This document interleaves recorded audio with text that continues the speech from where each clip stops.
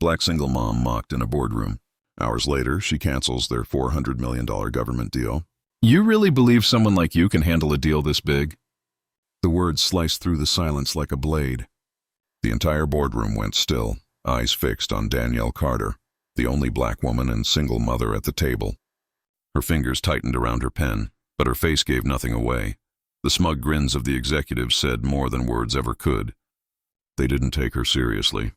What they didn't know was that within a few short hours, Danielle would crush their arrogance with a single phone call, effective immediately. The government is withdrawing from the partnership. Her voice was calm and steady, but the disbelief on the other end of the line was impossible to miss. The $400 million deal, and the one they had laughed at her over, was gone, just like that. But how did things reach this point? Danielle Carter wasn't just a contracts negotiator for the government. She was a fighter, a single mom who had fought her way from public housing to the executive floor. She knew too well what it felt like to be underestimated. Every late-night meeting, every dismissive remark, every time she had to choose between her son's recital and yet another urgent conference call, she endured it all. But today, something was different. The meeting had started as usual, polite smiles, perfectly rehearsed presentations. Then came the condescending jokes. Must be tough juggling mom duties with real work, huh? We figured someone more experienced would take this on. The quiet laughter around the table made her blood run hot. But Danielle had long since learned that anger was a luxury she couldn't afford. So she smiled and waited.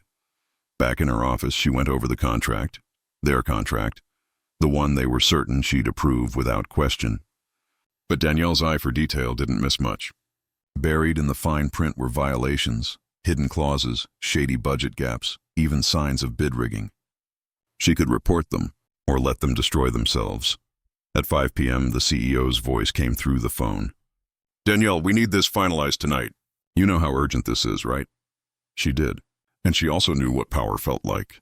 "Of course," she said smoothly. "You'll have my answer soon." Her phone buzzed again, her son's school. "Miss Carter, Tyler's been waiting for over an hour." Guilt twisted deep in her chest. She was exhausted, from sacrificing, from proving herself, from watching arrogant men in suits act like they owned the world. Then her eyes landed on the contract again, and she smiled. The email she sent was short and precise. After review, the department has terminated negotiations due to breach of federal regulations. Effective immediately, she copied the press. The fallout was instant. Headlines exploded. Government axes $400 million deal amid alleged misconduct, the furious CEO called. "You'll regret this." Danielle leaned back in her chair, watching the chaos she'd set in motion. Then she closed her laptop, grabbed her coat, and went to pick up her son. For the first time in years, she felt light, because some fights aren't just about winning, they're about respect. And today, Danielle Carter had taught them the most powerful lesson of all. Never underestimate a black single mother. If this story moved you, hit that like button and drop a karma in the comments below.